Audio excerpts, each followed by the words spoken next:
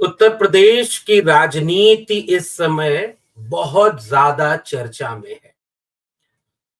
चर्चा का आलम ये है कि कोई उत्तर प्रदेश का बीजेपी का बड़ा नेता अगर दिल्ली आ जाए या लखनऊ में किसी नेता से मुलाकात कर ले या इस तरह की कोई गतिविधि करे, तो अचानक से मीडिया में चर्चा होने लगती है कि क्या अब मुख्यमंत्री बदल दिए जाएंगे या उप मुख्यमंत्री बदल दिए जाएंगे। जैसे ही कोई एक तस्वीर आती है कि कोई बड़ा नेता किसी दूसरे बड़े नेता से मिलने आ गया है, सियासत में सुगबुगाहट बहुत तेज हो जाती है। और इस समय ये क्रेडिट, ये श्रेय उत्तर प्रदेश को हासिल है। चर्चा गर्म है। क्या उत्तर प्रदेश के मुख्यमंत्री को हटाए जाने की साजिशें लखनऊ से लेकर दिल्ली तक लगातार जारी हैं और मुख्यमंत्री हटा दिए जाएंगे, या क्या उत्तर प्रदेश के मुख्यमंत्री ने अपनी राजनीतिक बिसात के जरिए दिल्ली को चकमे में डाल दिया है और दिल्ली में बैठे वो लोग कि मोदी के बाद कौन और मोदी के बाद मैं, इसकी साजिश में या इसकी रणनीति बनाने वाले लोग फेल हो गए हैं और उत्तर प्रदेश के मुख्यमंत्री को नहीं हटा सकते। इस तरह की कई चीजें उत्तर प्रदेश की राजनीति को लेकर चर्चा में है। और साथ ही एक नाम जो सबसे ज्यादा चर्चा में है वो है उत्तर प्रदेश के उप मुख्यमंत्री केशव प्रसाद मौर्य का। क्यों वो सबसे ज्यादा चर्चा में है? क्या हो रहा है उत्तर प्रदेश की राजनीति में? किस करवट जाता दिख रहा है उत्तर प्रदेश का पूरा माहौल? और क्या अब आगे जो समीकरण बनते जा रहे हैं उसके कुछ नए सूत्र भी खुल रहे हैं? आज के वीडियो में इसकी पड़ताल करने की कोशिश करेंगे। स्वागत है आप सबका 4 PM न्यूज नेटवर्क पर और मैं हूं डॉक्टर लक्ष्मण यादव। तो देखिए, राजनीतिक विश्लेषक का काम होता है कि वो बाबा की तरह पर्ची बनाकर भविष्य नहीं पढ़ता, नेताओं को भविष्य नहीं बता सकता, आकलन करता है अपने अनुभव के जरिए, अपने राजनीतिक दृष्टिकोण के जरिए, और जो भी वर्तमान में चल रही परिस्थितियां हैं उसको एक एक करके सिरे से सिरे को जोड़ करके किसी दिशा में उसकी व्याख्या करने की कोशिश करता है कि अगर वर्तमान परिस्थितियां इस दिशा में चली तो ये आगे कौन सा रूप अख्तियार कर सकती हैं। और इस तरह की तमाम चीजें उत्तर प्रदेश की राजनीति में चल रही हैं। तो उत्तर प्रदेश की राजनीति में इस समय एक बात हो रही है, दोनों तरफ से बिसात बिछा दी गई है, दिल्ली से भी और लखनऊ से भी। दोनों तरफ से रोज कुछ न कुछ ऐसा मीडिया में आ जा रहा है जिससे लगता है कि क्या होगा क्या नहीं होगा। और जिस समय ये सारी चीजें चल रही होती हैं उस समय अगर कोई एक चीज भी ऐसी आ जाए जिससे कोई खबर बन जाए, जैसे उप मुख्यमंत्री हैं उत्तर प्रदेश के केशव प्रसाद मौर्य, तो केशव प्रसाद मौर्य के साथ क्या होता है कि वो पुराना लंबा इतिहास है, बार बार इस पर हम लोगों ने बात भी की है और इस बातचीत के जरिए यह भी समझने की कोशिश भी की कि उत्तर प्रदेश के मुख्यमंत्री को हटाएंगे तो बीजेपी में दिल्ली में बैठे लोग जो उत्तर प्रदेश के मुख्यमंत्री को बदलना चाहते हैं वो ये कोशिश लगे हैं करने में कि कौन होगा चेहरा जिससे कि उत्तर प्रदेश में नियंत्रण में चीजें रहें, जिससे कि वो योगी आदित्यनाथ को कुर्सी से हटाने में कामयाबी मिल जाए। लेकिन उनको यह भी पता चल गया है कि योगी आदित्यनाथ कोई सामान्य खिलाड़ी तो है नहीं। योगी आदित्यनाथ ने कई तरह के तर्क भी गढ़ लिए कि जिस चुनाव में टिकट वितरण में मेरा नहीं चला, कैंपेन डिजाइनिंग में मेरा नहीं चला, नैरेटिव सेट करने में मेरा नहीं चला, तो चुनाव की हार मेरे माथे क्यों आएगी। उस योगी आदित्यनाथ ने हर जिले में अपने लोग बिठा रखे हैं, अपना एक पकड़ बना रखी है, अपना एक चेहरा बना रखा है। इसलिए दिल्ली में बैठे लोगों को सब आसान नहीं लग रहा कि क्या होगा क्या नहीं होगा। इसलिए बेहतर तो देखिए जो जो इस खेल में शामिल है वही बता पाएंगे। लेकिन हम आकलन करते हैं कि कैसे चीजें बाहर आ रही। अब उस आकलन में क्या है, इस सब कवायद में एक नाम बहुत तेजी से उछला, वो है केशव प्रसाद मौर्य का।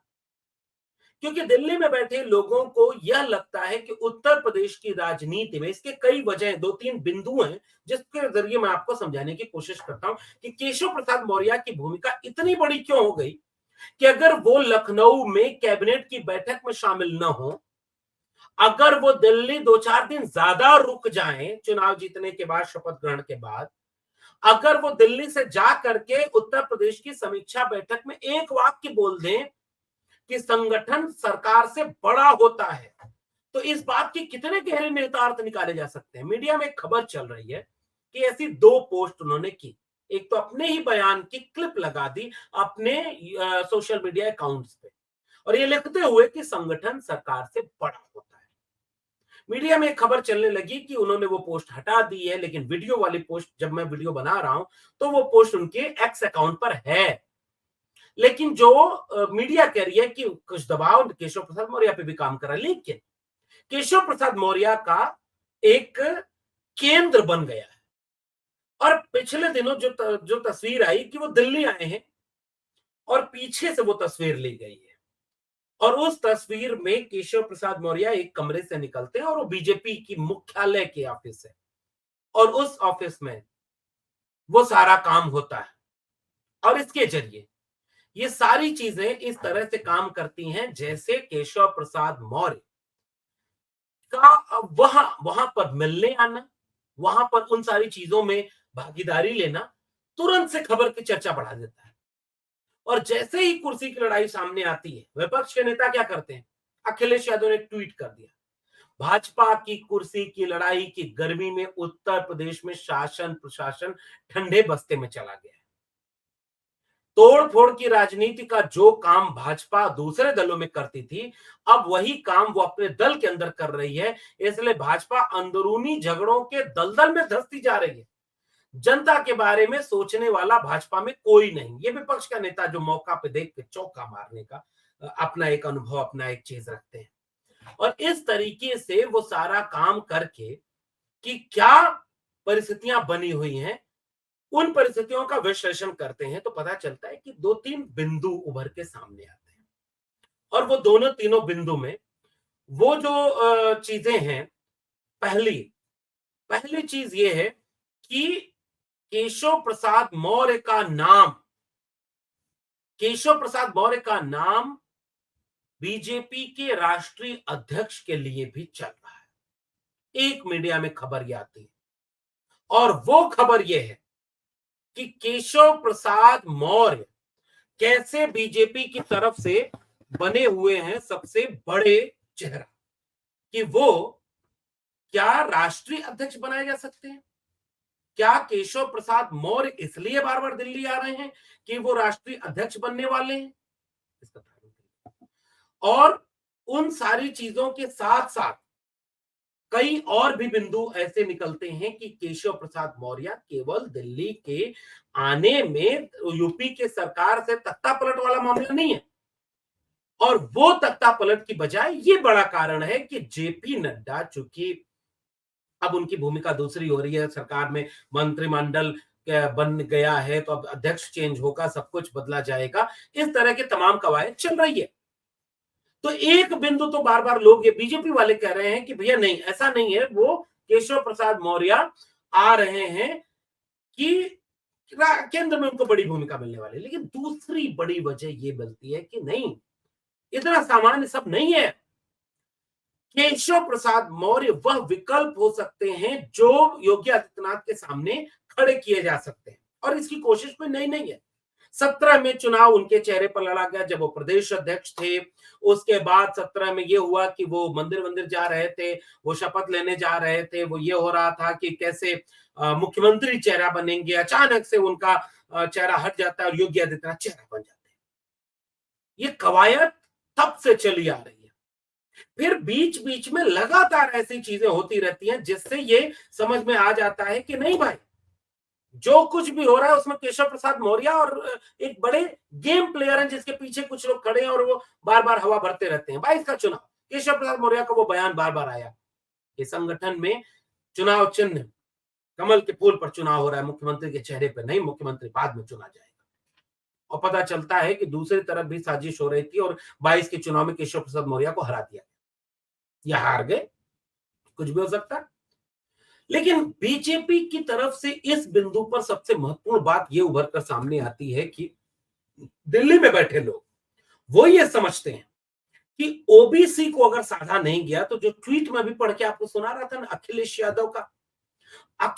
यादव का पीडीए, पिछड़ा दलित अल्पसंख्यक, एक नया ऐसा राजनीतिक प्रयोग बनता जा रहा है जो बीजेपी की जमीन को खींच चुका था और 24 के चुनाव में उसका परिणाम सामने आ गया। तो यह माना जा रहा है कि दिल्ली में बैठे लोग, नरेंद्र मोदी, अमित शाह की लॉबी ये चाहती है कि उत्तर प्रदेश में ओबीसी नेतृत्व को मजबूत किया जाए, ताकि अति पिछड़ी और गैर यादव जातियों को वापस गोलबंद किया जाए, जिनकी आबादी 40% के आसपास है।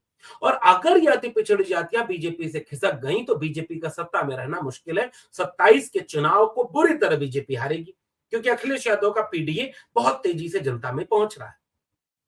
और इसकी काट के लिए दारा सिंह चौहान को मंत्री बनाया जाना हो, चुनाव हारने के बाद ओम प्रकाश राजभर की तमाम चीजों को भुला करके ओम प्रकाश राजभर को भी मंत्री बनाना पड़े लखनऊ को, ओबीसी नेतृत्व के तमाम नेता नाराज होकर के बोलते भी दिख जाएं, जैसे संजय निषाद हैं, पल्लवी पटेल जिस तरह से काम कर रही थी, तो वो पटेल बिरादरी में एक अपनी ताकत रखना शुरू कर चुकी थी। लेकिन अनुप्रिया पटेल जो बीजेपी की एलाई पार्टनर है, उनकी तरफ से ये कोशिश तेज हुई चुनाव के तुरंत बाद, चाहे चिट्ठी लिखना हुआ, चाहे कोई चीज हुई, जिससे बीजेपी के ऊपर दबाव बनाया जाए। और ये दबाव कौन बना रहे थे? ये सारे ओबीसी लीडर थे, ओम प्रकाश राजभर, अनुप्रिया पटेल, संजय निषाद, दारा सिंह चौहान, केशव प्रसाद मौर्य।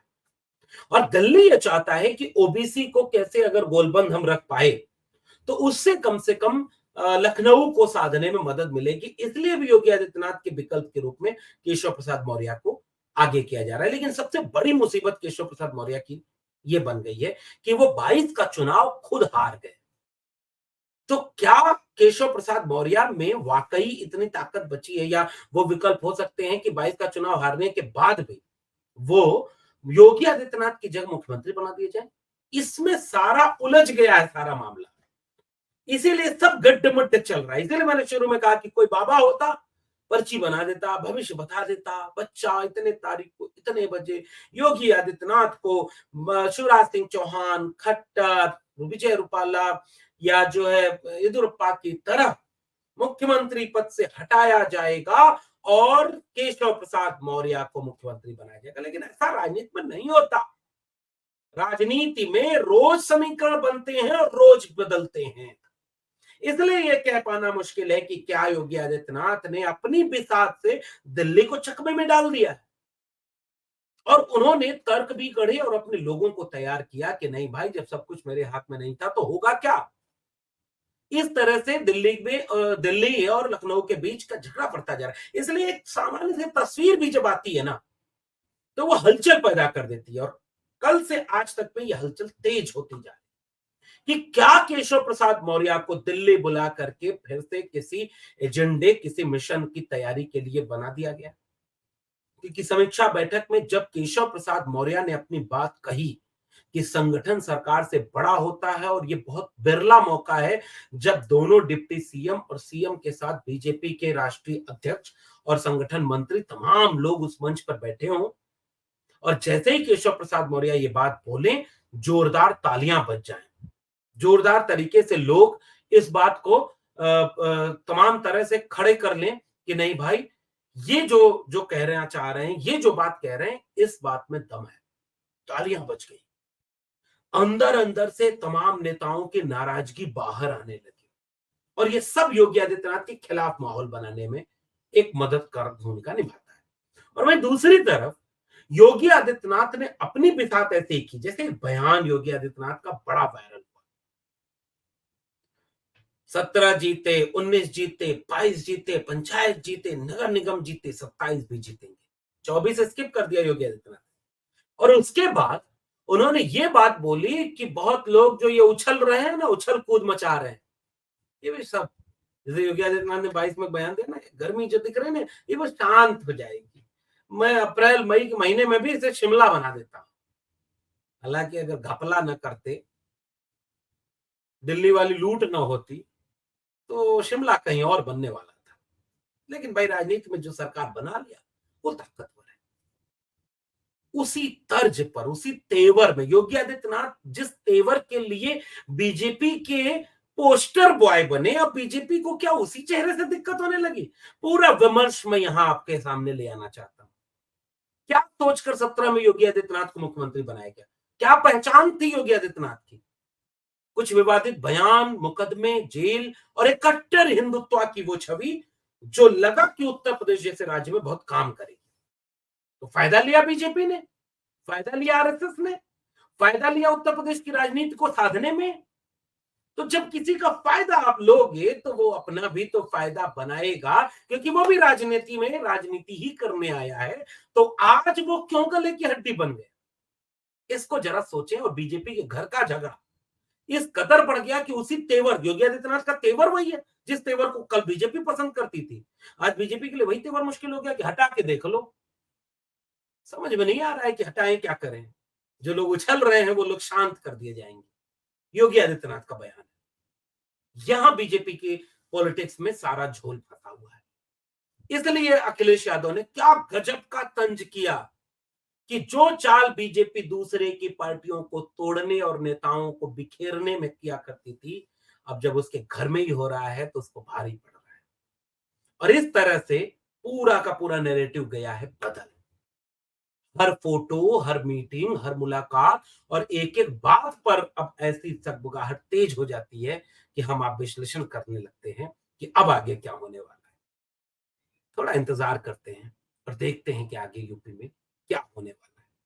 आप क्या मानते हैं नीचे कमेंट बॉक्स में जरूर बताइएगा। फिर मिलेंगे किसी और विशेषण के साथ, तब तक के लिए बहुत बहुत धन्यवाद।